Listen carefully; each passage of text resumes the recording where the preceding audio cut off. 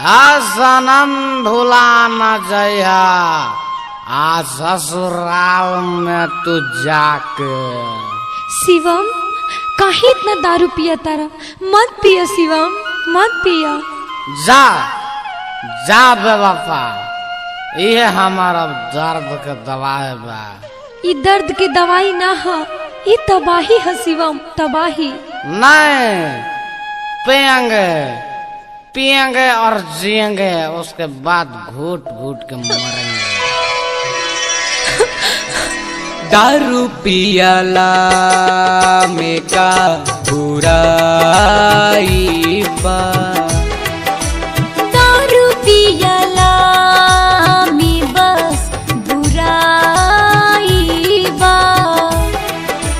इहे हर दर्द के दवाई बा।